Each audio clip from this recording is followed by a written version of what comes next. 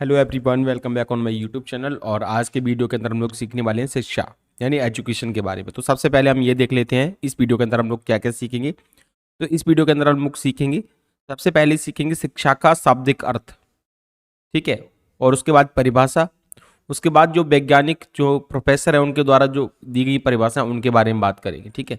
और लास्ट में हम शिक्षा के उद्देश्य के बारे में बात करेंगे और शिक्षा की विशेषताओं के बारे में बात करेंगे और शिक्षा के जो विशेष क्षेत्र है, ठीक है, विषय क्षेत्र उनके बारे में भी हम लोग बात करेंगे। तो वन बाई वन सब कुछ हम समझने वाले हैं। देखिए सबसे पहले हम शिक्षा के शाब्दिक अर्थ की बात करते हैं, ठीक है। तो देखिए हिंदी में जो शिक्षा शब्द आया है वो संस्कृत भाषा से लिया गया है। हिंदी का जो शिक्षा शब्द है वो कहाँ से लिया गया है? संस्कृत भाषा से लिया गया है। और इसका अर्थ होता है ज्ञानार्जन करना यानी ज्ञान प्राप्त करना। ये तो है शिक्षा का शाब्दिक अर्थ। वहीं पे अगर हम शिक्षा को अंग्रेजी में बात करें तो शिक्षा को अंग्रेजी में एजुकेशन कहा जाता है, ठीक है। और जो एजुकेशन शब्द है वो लैटिन भाषा का शब्द है। तो आपने आप अधिकतर देखोगे जो अधिकतर जो अंग्रेजी शब्द होते हैं वो कहाँ से लिए गए हैं? लैटिन भाषा से लिए गए। तो ये जो एजुकेशन शब्द है वो भी कहाँ से लिया गया है? लैटिन भाषा के शब्द है। और इसका जो असली शब्द है एजुकेशन का वो है एडुकेटम, ठीक है। और इसका अर्थ होता है आंतरिक रूप से आगे बढ़ना, ठीक है। तो ये तो हो गया इसका शाब्दिक अर्थ, ये क्या होता है। अब हम बात करते हैं इसके अर्थ के बारे में बात करते हैं। तो देखिए शिक्षा का जो अर्थ है वो दो अर्थ है यहाँ पे। एक तो है व्यापक अर्थ, एक कैसा अर्थ है शिक्षा का? एक व्यापक अर्थ है। और एक है शिक्षा का संकुचित अर्थ। दोनों के बारे में हम लोग बात करेंगे कि व्यापक अर्थ क्या होता है और संकुचित अर्थ क्या होता है। तो देखिए व्यापक अर्थ मतलब ये होता है, शिक्षा का मतलब यही नहीं होता कि अगर हम स्कूल कॉलेज या कहीं पे भी जाएं, ठीक है। आमतौर पे हम लोग क्या समझ लेते हैं कि शिक्षा का अर्थ क्या होता है? सिर्फ स्कूल में जाना, कॉलेज में जाना, तो आप शिक्षा प्राप्त कर रहे हो। अगर आप स्कूल में नहीं जा रहे हो, कॉलेज में नहीं जा रहे हो, तो आप शिक्षा प्राप्त नहीं कर रहे हो। तो ये स्कूल में जाना सिर्फ शिक्षा प्राप्त करना, ये संकुचित अर्थ हो गया, ठीक है।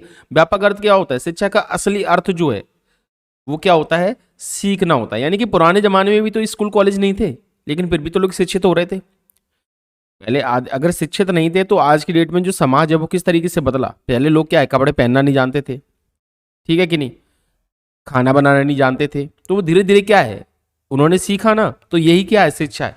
तो शिक्षा का मतलब सिर्फ स्कूल या कॉलेज जाना नहीं होता। तो सिंपल सी बात यह है, शिक्षा का अर्थ क्या है? सीखना, जो कि जीवन पर्यंत चलने वाली प्रक्रिया है। शिक्षा क्या है? एक जीवन पर्यंत, जब तक कोई व्यक्ति जीवित रहता है, जब तक उसके अंदर जान है, तब तक वो क्या है? सीखता रहता है। सीखता जो रहता है उसी को क्या बोलते हैं? शिक्षा बोलते हैं। तो इसका ये व्यापक अर्थ हो गया। समझ में आगे बात आपको? यानी सीखना ही कहीं ना कहीं क्या है? जो सीखना है वही कहीं ना कहीं क्या है? शिक्षा है, ठीक है। अगर हम संकुचित अर्थ की बात करें तो संकुचित अर्थ अभी मैंने समझाया था आपको। स्कूल कॉलेज में जो ज्ञान प्राप्त होता है, जो स्कूली ज्ञान होता है, स्कूली शिक्षा होती है, वो आपका संकुचित अर्थ हो गया। यानी छोटी भाषा में अगर हम छोटी परिभाषा अगर बात करें तो स्कूल में जो शिक्षा मिलती है उसे क्या हो गया? वो क्या हो गया? शिक्षा का अर्थ हो गया। यही बोलते हैं ना हम लोग आज की डेट में। तो शिक्षा तो क्या है? संकुचित अर्थ में शिक्षा के तात्पर्य स्कूली शिक्षा थे जिसमें निरंतर नियंत्रित वातावरण में बालक को बिठाकर पूर्व निर्धारित अनुभवों का ज्ञान कराया जाता है। इसमें क्या होता है? बालक को क्या कराया जाता है? पुरानी घटनाओं के आधार पर उनको ज्ञान प्राप्त कराया जाता है कि अगर आप ऐसा करोगे, आप बुरा करोगे तो उसके क्या परिणाम हो सकते हैं। तो इस तरीके से पुरानी घटनाओं के आधार पर उसको ज्ञान प्राप्त किया जा सकता है। उसके जो उसका जो दिमाग होता है उसको क्या किया जाता है? विकसित किया जाता है। समझ में आ गई बात आपको? तो ये है शिक्षा। तो पुराने जमाने में शिक्षा भी दी जाती है, आपको पता है, जैसे गुरुकुलों में, आश्रम में दी जाती थी। तो वो भी एक तरीके से कौन सी है? संकुचित शिक्षा है। और व्यापक शिक्षा की बात करें तो जब से हमारा जन्म होता है हम चलना सीखते हैं, खाना सीखते हैं, घूमना सीखते हैं। एक बार गिर जाते हैं तो दोबारा उससे डरते हैं। तो ये भी कहीं ना कहीं क्या होगी? शिक्षा होगी, ठीक है। तो ये सब क्या है? व्यापक अर्थ हो गया। समझ में आ गई बात आप लोग को? इसके बाद शिक्षा की परिभाषा को समझने के लिए जो विभिन्न कुछ महान लोग हैं उन्होंने जो शिक्षा की परिभाषा दी है उसके बारे में हम लोग बात करते हैं। तो सबसे हम महात्मा गांधी जी के अनुसार देखते हैं कि महात्मा गांधी जी के अनुसार शिक्षा का क्या अर्थ है, ठीक है। महात्मा गांधी जी ने शिक्षा का क्या अर्थ बताया है? देखिए महात्मा गांधी जी के अनुसार क्या है शिक्षा का अर्थ? कि शिक्षा से मेरा अभिप्राय बालक तथा मनुष्य के शरीर, मन और आत्मा के सर्वांगीण और सर्वोत्कृष्ट विकास से है। यानी शिक्षा हम किसको बोलेंगे कि अगर कोई व्यक्ति है उसका क्या कैसा विकास हो रहा है? उसका शारीरिक विकास भी हो रहा है, ठीक है, उसका मन भी अच्छा है, उसकी आत्मा भी अच्छी है। यानी कि तीनों चीजें अच्छी हैं। तीनों चीजों का क्या हो रहा है? विकास हो रहा है। यानी कि वो किसी का बुरा नहीं चाह रहा, उसके मन में किसी के प्रति बैर नहीं है, भाव नहीं है, ठीक है। और क्या है, उसका शरीर भी बहुत अच्छा है, स्वस्थ है, उसे अपने अच्छे और बुरे के बारे में पता है, क्या खाना चाहिए क्या नहीं खाना चाहिए। तो इस तरीके से अगर कोई व्यक्ति पूरी तरीके से जागरूक हो जाता है तो हम उसे क्या बोलेंगे, शिक्षा बोलेंगे। समझ में आ गई बात आपको, ये गांधी जी ने बोला। इसके बाद आता है यहाँ पे जाकिर हुसैन ने क्या बोला है। देखिए जाकिर हुसैन जी ने बोला है, क्या बोला है इन्होंने शिक्षा आदमी के मस्तिष्क के पूरे विकास का नाम है। यानी कि अगर किसी व्यक्ति के मस्तिष्क का यानी कि दिमाग का विकास हो जाता है तो हम उसे क्या बोलेंगे कि ये क्या है, वो शिक्षित है, नहीं तो वो शिक्षित नहीं है। ठीक है, समझ में आ गई बात आप लोग को। उसके बाद आता है रविन्द्रनाथ टैगोर जी ने भी कुछ बोला है। रविन्द्रनाथ टैगोर जी ने क्या बोला है, उनके अनुसार क्या है, उनके अनुसार ये है कि शिक्षा, उच्चतम शिक्षा वह है जो मनुष्य को इस योग्य बना सके, किस योग्य बना सके कि वह सत्य की खोज कर सके, यानी कि वो अच्छे और भले, अच्छा और बुरा अपना समझ सके। तो समझ लीजिए वो शिक्षित हो गया। यही होता है ना, कोई व्यक्ति अगर अपने अच्छे और बुरे के बारे में अगर उसको पूरी जानकारी है कि क्या चीज सही है और क्या चीज गलत है, अगर वो इसका डिसीजन ले पा रहा है, दैट मीन्स क्या है, वो शिक्षित है, वो एजुकेटेड है। ठीक है, तथा अपने बनाए हुए, तथा उसे अपना बनाते हुए उसको व्यक्त कर सके और उस चीज को सामने अपना विचार रख सके। समझ में आ गई बात आप लोगों को, क्या होते हैं। तो ये जो विचार थे, ये अलग अलग वैज्ञानिकों, अलग अलग जो महापुरुष थे उनके विचार थे, जिसके अनुसार शिक्षा का हमने आपको अर्थ समझाया। अब हम बात करते हैं शिक्षा की प्रकृति के बारे में। ये शिक्षा की प्रकृति क्या है, तो देखिए पहली प्रकृति क्या है, सिंपल सी बात है, शिक्षा जीवन पर्यंत चलने वाली प्रक्रिया है। ये तो हमने अभी समझ ही लिया। ठीक है, शिक्षा का कार्य बालक की कुछ क्षमताओं का विकास करना नहीं है। ये नहीं कि कुछ क्षमता का विकास करना, बल्कि बालक के सभी पक्षों जैसे कि ज्ञानात्मक, भावनात्मक और क्रियात्मक विकास करना। ये तीनों विकास होने चाहिए। ज्ञानात्मक यानी उसको ज्ञान भी प्राप्त होना चाहिए, और भावनात्मक यानी कि वो क्या है, भाव। ऐसा नहीं कि शिक्षा प्राप्त कर ली, जैसे विदेशों में होता है, आपको पता है लोग शिक्षित तो होते हैं लेकिन उनके अंदर फीलिंग्स बहुत कम होती हैं, भावनाएं कम, क्योंकि अगर भावनाएं अच्छी नहीं हो तो वो समाज को कुछ दे नहीं पाएंगे। यानी ज्ञान तो प्राप्त कर लेंगे, सिर्फ अपने अपने फायदे के बारे में सोचेंगे। ठीक है, तो भावनात्मक विकास भी होना जरूरी है। समझ में आ गई बात आपको। तो क्या है, किसी भी स्टूडेंट का क्या होना चाहिए, भावनात्मक विकास भी होना चाहिए, उसके अंदर दया भाव, दूसरों के प्रति घृणा नहीं करना, ये सब सिखाना है। और क्रियात्मक की थोड़ा सा कैसा होना चाहिए, एक्टिव बंदा भी चाहिए। ठीक है, एक्टिव भी होना चाहिए। तो ये तीनों चीजें होनी चाहिए। अगर ये तीनों चीजें होंगी, तीनों चीजों का विकास बराबर होगा, तो सिंपल सी बात है वो क्या है, शिक्षित होगा और वो समाज के लिए एक अच्छा प्रभाव क्रिएट करेगा। ठीक है, उसके बाद क्या है, शिक्षा एक द्विध्रुवी है। शिक्षा कैसी होती है, द्विध्रुवी प्रक्रिया है। द्विध्रुवी मतलब क्या है, इसमें दो ध्रुव होते हैं। कौन कौन से, एक ध्रुव क्या होता है, शिक्षक, और दूसरा क्या होता है, शिक्षार्थी। आपको पता है दोनों बराबर चलेंगे तभी ये प्रक्रिया कंप्लीट हो पाएगी, अदरवाइज नहीं हो पाएगी। समझ में आ गई बात आपको, शिक्षक और शिक्षार्थी दोनों ही तो होने चाहिए तभी तो शिक्षा कंप्लीट होगी, अदरवाइज होगी नहीं। और उसके बाद फोर्थ पॉइंट है, शिक्षा मानव विकास के साथ साथ समाज की संस्कृति और सभ्यता का भी विकास होता है। तो हमने अभी समझाया था, आदि समाज में क्या था, आदि मानव लोग पहले कपड़े नहीं पहनते थे, फिर उन्होंने शिक्षा प्राप्त की, धीरे धीरे कपड़े पहनने लगे। उन खाना बनाना नहीं आता था, कच्चा मांस खाते थे, फिर धीरे धीरे क्या है, उनको ये शिक्षा समझ आने लगी बातें। तो इस तरीके से वो शिक्षित होते चले गए और समाज क्या होता चला गया, बदलता गया। तो यहाँ पे ये लिखा हुआ है कि शिक्षा मानव विकास के साथ साथ समाज और संस्कृति और सभ्यता का भी क्या होता रहता है, विकास होता रहता है। होता है कि नहीं, जैसे पहले जमाने में अगर हम बात करें तो लोग शिक्षित नहीं थे, इतने समझदार नहीं थे, तो बाल विवाह बहुत ज़्यादा होते थे। 10 साल 12 साल 5 साल इतनी सी एज में क्या हो जाती, शादी हो जाती थी। लेकिन आज की डेट में क्या है, लोग समझदार हो चुके हैं, शिक्षित हो चुके हैं, तो अब वो क्या कर रहे हैं, अब इतनी जल्दी शादियां नहीं होती। तो ये क्या हो गया कि कहीं ना कहीं इसने समाज में क्या लेके आया, बदलाव लेके आया कि नहीं।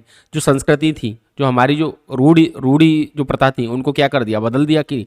तो यही बोला है उन्होंने कि इसके साथ साथ क्या होता है, अगर कोई समाज अगर शिक्षित होगा तो वो संस्कृति और सभ्यता का भी विकास करता जाएगा। ठीक है, तो ये हो गया, समझ में आ गई बात आप लोग को। अगर आपको ये वीडियो पसंद आ रहा है तो एक काम कर दीजिए, बस वीडियो को लाइक जरूर कर दीजिए।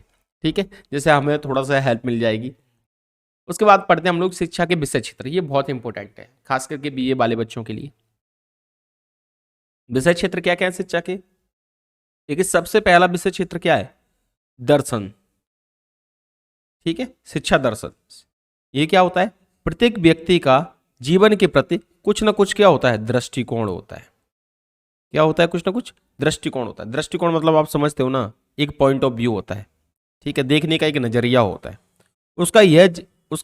यह उनका क्या होता है, जीवन दर्शन होता है। जीवन दर्शन क्या होता है, ये उसको समाज को देखने का उसका एक तरीका होता है।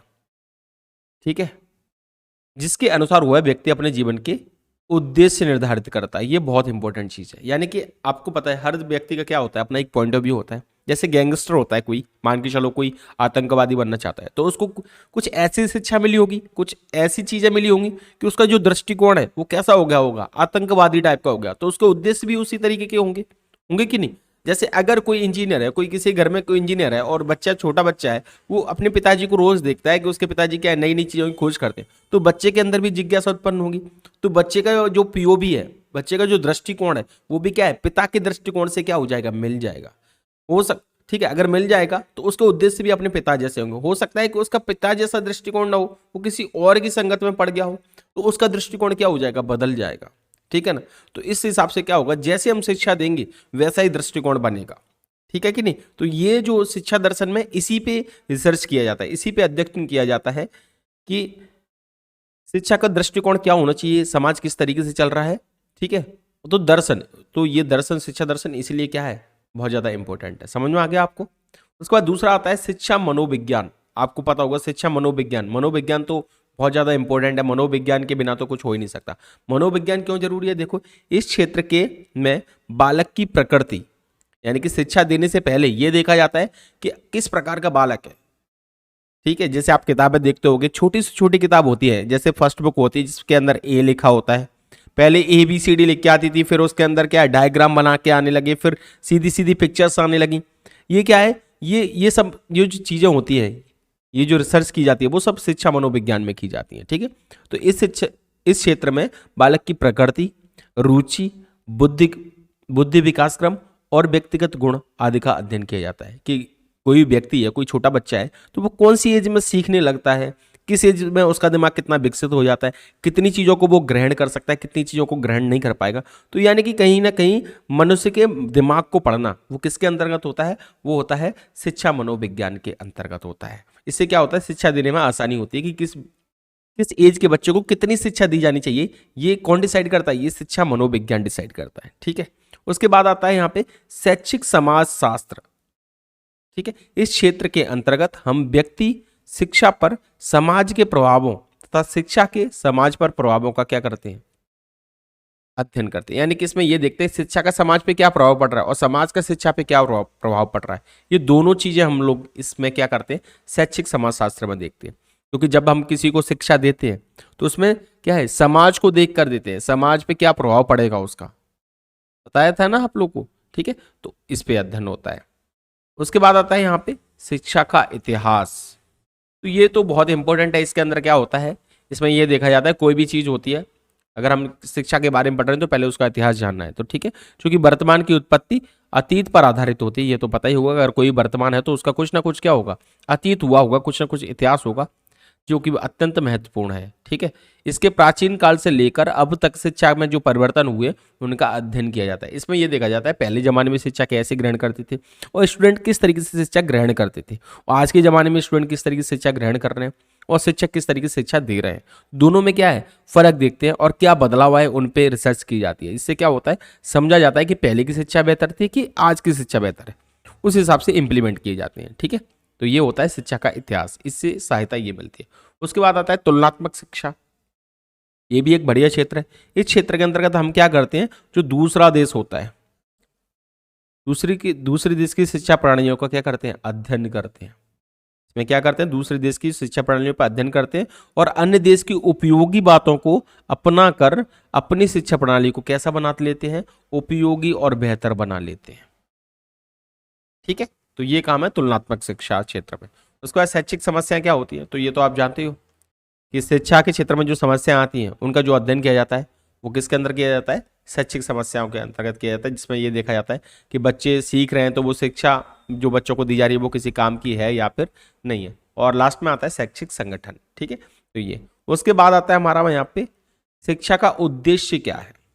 उद्देश्य भी उपयोगिता बोल सकते हैं, महत्व बोल सकते हैं। ये भी एग्जाम में पूछ लिया जाता है कभी कभी और हमको समझना भी जरूरी है। तो क्या उद्देश्य है शिक्षा का, तो आपको पता ही है, शिक्षा मानव जीवन को अत्यंत उपयोगी बनाती है। कैसा बनाती है, अत्यंत उपयोगी बना देती है। और उसके बाद शिक्षा मानव जीवन को सुखी बनाती है। शिक्षा के माध्यम से ही मनुष्य क्या करता है, समाज, व्यापार आदि में क्या करता है, प्रगति करता है। समाज भी आगे चलता है, आगे बढ़ता है, व्यापार में भी आगे बढ़ता है। ठीक है, शिक्षा मनुष्य को सभ्य बनाती है। ठीक है, ये महत्व है शिक्षा का। शिक्षा मनुष्य के चरित्र निर्माण में क्या होती है, सहायक होती है, चरित्र बनाती है। ठीक है, शिक्षा की सहायता से मनुष्य अपने उद्देश्य की प्राप्ति आसानी से कर सकता है, शिक्षा की सहायता से, क्योंकि उसके पास फिर अनुभव आ जाता है। ठीक है, तो ये था आज का वीडियो। उससे पहले मैं आपको बोलना चाहूंगा, अगर आपको ये वीडियो पसंद आया हो तो प्लीज़ आपको बस एक काम करना है, इस वीडियो को प्लीज़ आप लोग को बस लाइक कर देना है और इस चैनल को सब्सक्राइब कर देना है। बस इतना सा काम कर देना है। देखो, आपको इससे बिल्कुल पैसे नहीं लगेंगे आपके तो, लेकिन इससे हमारी जरूर थोड़ी बहुत हेल्प हो जाएगी। ठीक है, तो अगर आप हमारी थोड़ी सी हेल्प करना चाहते हो तो प्लीज़ इस वीडियो को लाइक कर दीजिए, अपने दोस्तों को शेयर कर सकते हो और इस चैनल को सब्सक्राइब कर सकते हो इसी तरीके की वीडियो के लिए। तो चलिए मिलते हैं एक नई वीडियो के साथ, तब तक के लिए जय हिंद, वंदे मातरम।